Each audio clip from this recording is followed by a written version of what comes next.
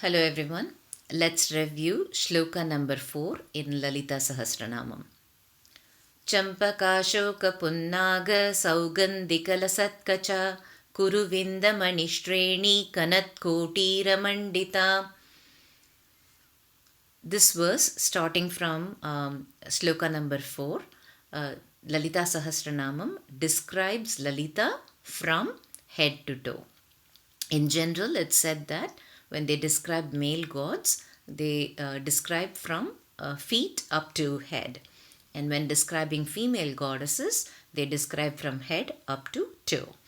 And consistent with that procedure, Lalita Sahasranamam starts with this particular shloka describing her hair. So, kacha here means hair.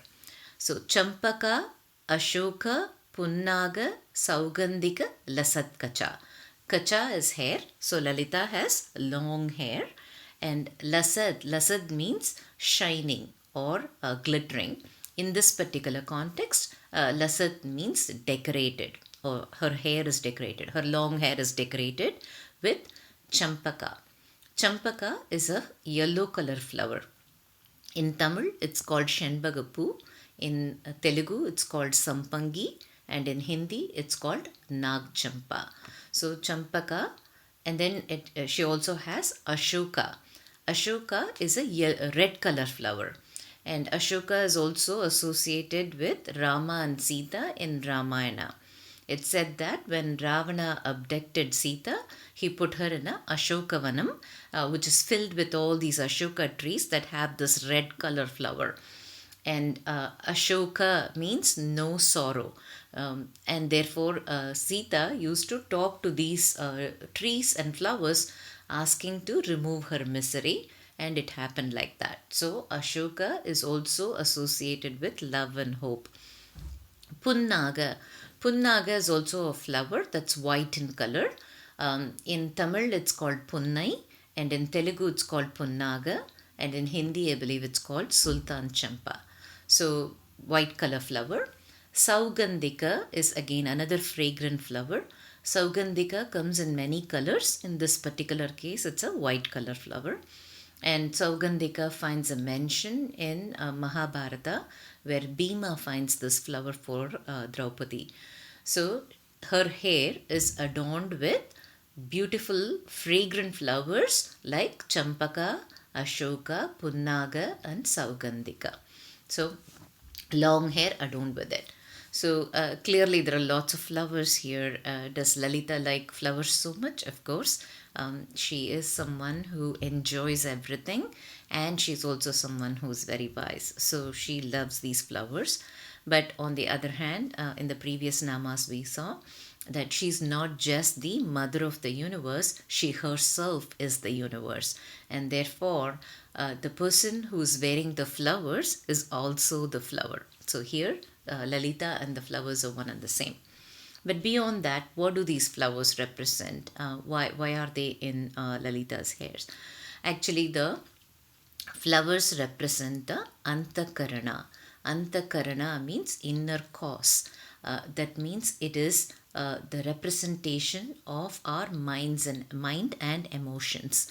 So, as human beings, we're all driven by our mind and the emotions, and that is the reason for all our life process itself.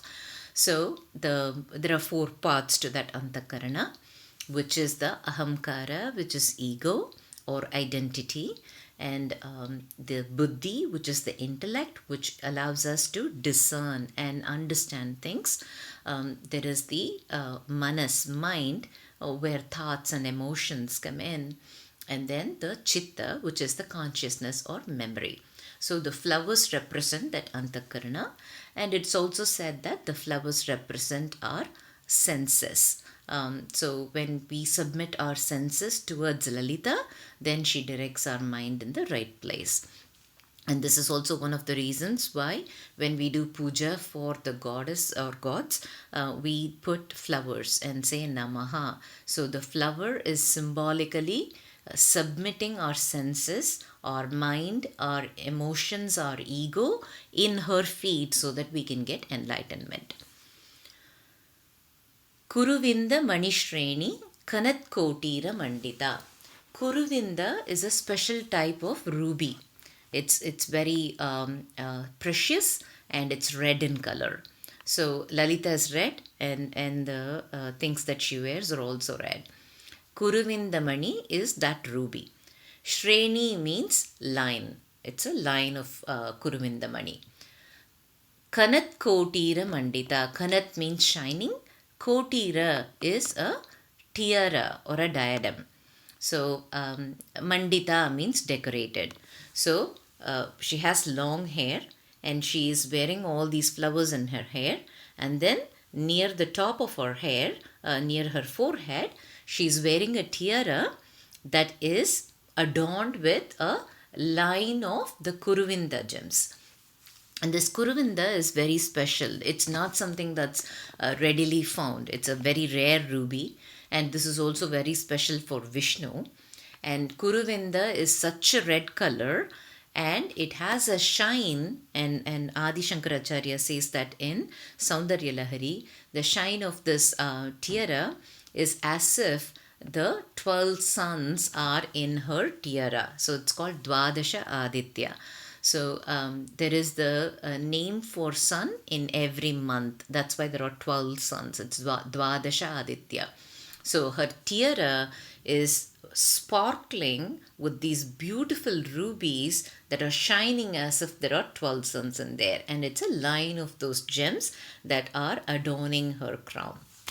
So with this verse, we can see that Lalita has a long hair, has flowers in her hair, and is wearing a tiara, red color tiara. Thank you, everyone.